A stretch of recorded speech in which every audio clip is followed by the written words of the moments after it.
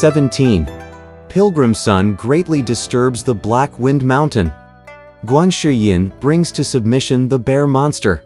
We now tell you that when Pilgrim Sun somersaulted into the air, he so terrified the monks, the dudas, the young novices, and the attendants at the Guanyin Hall that every person bowed to the sky, saying, "Oh, Father! So you are actually an incarnate deity who knows how to ride the fog and sail with the clouds. No wonder fire cannot harm you. That ignorant old carcass of ours, how despicable he was.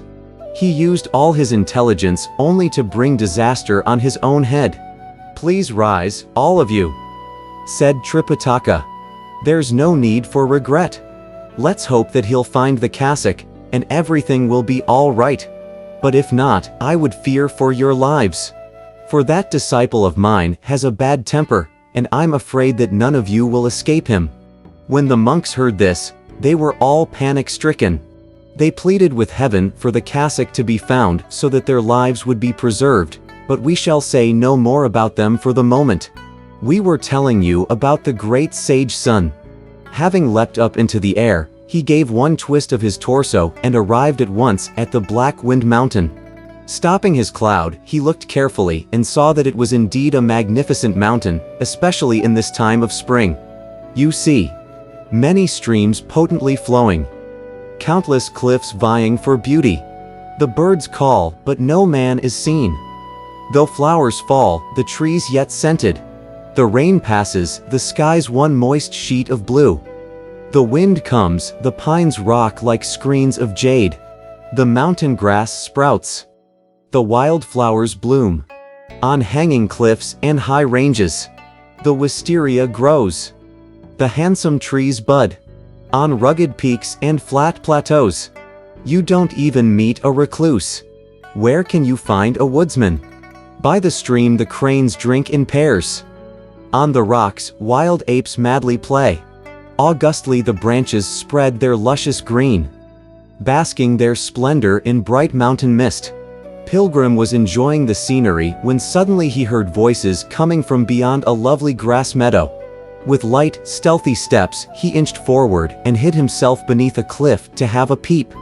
He saw three monsters sitting on the ground, a swarthy fellow in the middle, a Taoist to the left, and a white-robed scholar to the right. They were in the midst of an animated conversation, discussing how to establish the tripod in the oven, how to knead the cinnabar and refine the mercury, the topics of white snow and yellow sprout, and the esoteric doctrines of heterodox Taoism. As they were speaking, the swarthy fellow said, laughing, "The day after tomorrow will be the date of my mother's labor. Will you two gentlemen pay me a visit? Every year we celebrate the great king's birthday," said the white-robed scholar. "How could we think of not coming this year? Last night I came upon a treasure," said the swarthy fellow, "which may be called a brocaded robe of Buddha. It's a most attractive thing, and I think I'm going to use it to enhance my birthday.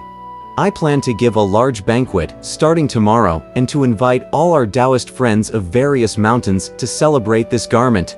We shall call the party the Festival of the Buddha Robe. How about that?" "Marvelous! Marvelous!" said the Taoist, laughing. "First I'll come to the banquet tomorrow, and then I'll bring you good wishes on your birthday the day after." When Pilgrim heard them speaking about a robe of Buddha, he was certain that they were referring to his own treasure. Unable to suppress his anger, he leapt clear of his hiding place and raised high the golden-hooped rod with both hands, shouting, "You larcenous monsters! You stole my cassock! What festival of the Buddha robe do you think you are going to have? Give it back to me at once, and don't try to run away." Wielding his rod, he struck at their heads. In panic, the swarthy fellow fled by riding the wind, and the Taoist escaped by mounting the clouds. The white-robed scholar, however, was killed by one stroke of the rod, and he turned out to be the spirit of a white-spotted snake when Pilgrim pulled his body over for closer examination. He picked up the corpse again and broke it into several pieces before proceeding deep into the mountain to look for the swarthy fellow. Passing pointed peaks and rugged ridges, he found himself in front of a hanging cliff with a cave dwelling below it. "You see," Mist and smoke abundant. Cypress and pine umbrageous. Mist and smoke abundant, their hues surround the door. Cypress and pine umbrageous, their green entwines the gate. Flat, dried wood supports a bridge. Wisterias coil round the ridge. Birds carrying red petals reach the cloudy gorge. And deer tread on florets to comb the rocky flats.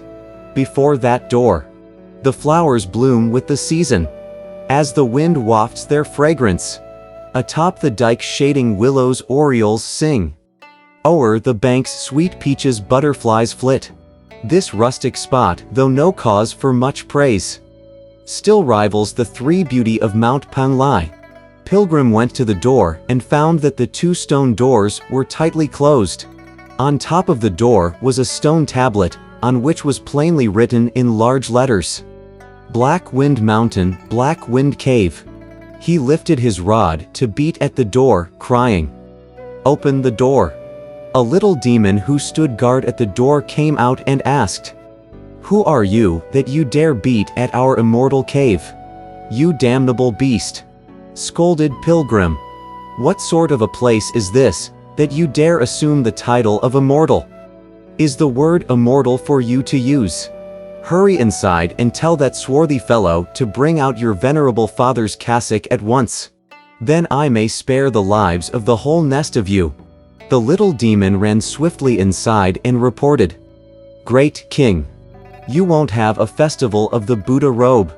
There's a monk with a hairy face and a thunder god mouth outside demanding the cassock." That swarthy fellow, after being chased by Pilgrim from the grass meadow, had just managed to reach the cave. He had not even been able to sit down when he again heard this announcement, and he thought to himself, "I wonder where this fellow came from, so arrogant that he dared show up making demands at my door." He asked for his armor and, after putting it on, he walked outside holding a lance with black tassels. Pilgrim stood on one side of the gate, holding his iron rod and glaring. The monster indeed cut a formidable figure. A bowl-like helmet of dark burnished steel. A black gold cuirass that shone most bright. A black silk robe with wide wind-bagging sleeves. And dark green sashes with long tassels. He held in his hands a black tasseled lance. He wore on his feet 2 black leather boots. His eyes' golden pupils like lightning flashed. He was thus in this mountain the Black Wind King. "This fellow," said Pilgrim, smiling to himself, "looks exactly like a kiln worker or a coal miner. He must scrub charcoal here for a living.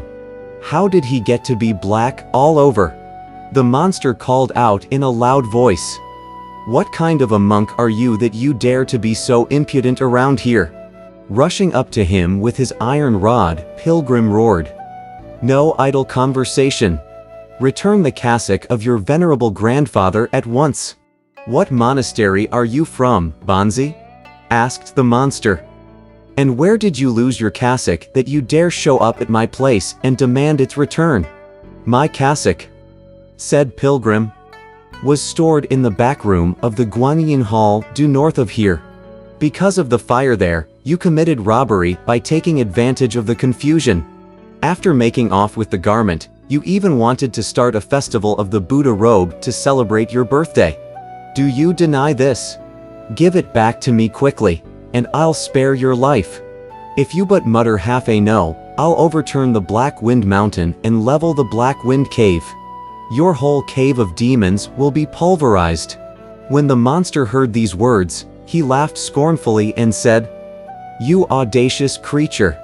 You yourself set the fire last night, for you were the one who summoned the wind on top of the roof. I took the cassock all right, but what are you going to do about it? Where do you come from, and what is your name? What ability do you have, that you dare mouth such reckless words?" Pilgrim said, "So you don't recognize your venerable grandfather?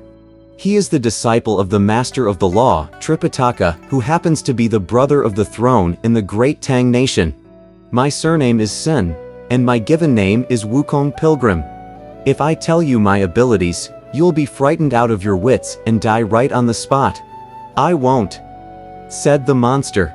"Tell me what abilities you have." "My son," said Pilgrim, laughing. "Brace yourself. Listen carefully. Great since my youth was my magic power. I changed with the wind to display my might. Long I trained my nature and practiced truth, to flee the wheel of karma with my life. With mind sincere I always sought the way. Seedlings of herbs I plucked on Mount Lingtai. There was in that mountain an old immortal. His age 108,000 years. He became my master most solemnly, and showed me the way to longevity, saying that in my body were physic and pills. Which one would work in vain to seek outside? He gave me those high secrets of the gods. With no foundation I would have been lost. My inner light relumed, I sat in peace. As sun and moon mated within myself. I thought of nothing, all my desires gone.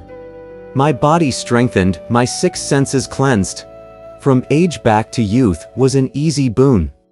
To join transcendence was no distant goal. 3 years without leaks made a godlike frame. Immune to sufferings known to mortal men. Playing through the 10 islets and 3 isles. I made the rounds at heaven's very edge. I lived like that for some 300 years. Though not yet ascended to the ninefold heaven. Taming sea dragons brought me treasure true. The golden hooped rod I did find below. As field marshal at the flower fruit mount. Monsters I gathered at Water Curtain Cave.